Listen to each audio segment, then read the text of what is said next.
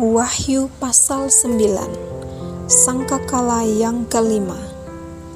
Lalu malaikat yang kelima meniup sangkakalanya, dan aku melihat sebuah bintang yang jatuh dari langit ke atas bumi, dan kepadanya diberikan anak kunci lobang jurang maut. Maka dibukanyalah pintu lobang jurang maut itu, lalu naiklah asap dari lobang itu bagaikan asap tanur besar, dan matahari dan angkasa menjadi gelap oleh asap lobang itu. Dan dari asap itu berkeluaranlah belalang-belalang ke atas bumi, dan kepada mereka diberikan kuasa sama seperti kuasa kalajengking-kalajengking di bumi.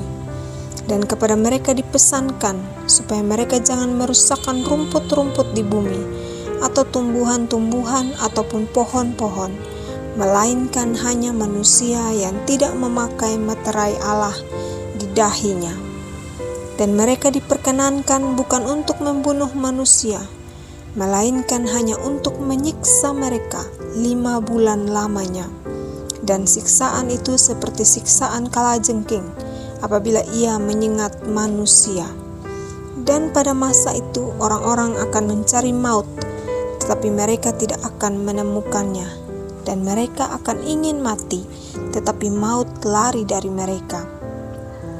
Dan rupa belalang-belalang itu sama seperti kuda yang disiapkan untuk peperangan, dan di atas kepala mereka ada sesuatu yang menyerupai mahkota emas, dan muka mereka sama seperti muka manusia, dan rambut mereka sama seperti rambut perempuan, dan gigi mereka sama seperti gigi singa.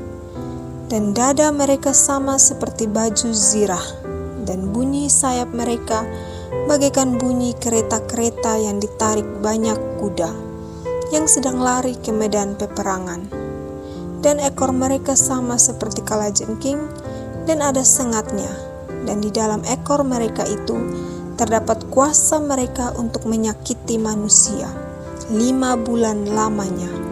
Dan raja yang memerintah mereka ialah malaikat jurang maut.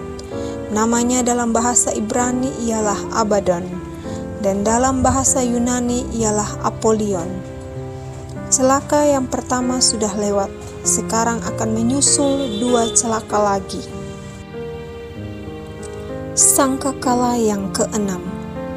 Lalu malaikat yang keenam meniup sangkakalanya, dan aku mendengar suatu suara keluar dari keempat tanduk mezbah emas yang di hadapan Allah, dan berkata kepada malaikat yang keenam yang memegang sangkakala itu, "Lepaskanlah keempat malaikat yang terikat dekat sungai besar Efrat itu." Maka dilepaskanlah keempat malaikat yang telah disiapkan bagi jam dan hari, bulan dan tahun untuk membunuh 1/3 dari umat manusia. Dan jumlah tentara itu ialah 20.000 laksa pasukan berkuda. Aku mendengar jumlah mereka. Maka demikianlah aku melihat dalam penglihatan ini kuda-kuda dan orang-orang yang menungganginya. Mereka memakai baju zirah, merah api, dan biru, dan kuning belerang warnanya.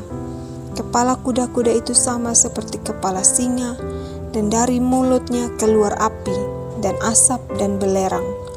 Oleh ketiga malapetaka ini dibunuh 1/3 dari umat manusia, yaitu oleh api dan asap dan belerang yang keluar dari mulutnya. Sebab kuasa kuda-kuda itu terdapat di dalam mulutnya dan di dalam ekornya.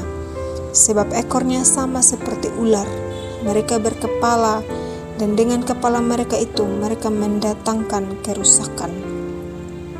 Tetapi manusia lain yang tidak mati oleh malapetaka itu tidak juga bertobat dari perbuatan tangan mereka. Mereka tidak berhenti menyembah roh-roh jahat dan berhala-berhala dari emas dan perak, dari tembaga, batu dan kayu, yang tidak dapat melihat atau mendengar atau berjalan. Dan mereka tidak bertobat daripada pembunuhan, sihir, percabulan, dan pencurian. Amin.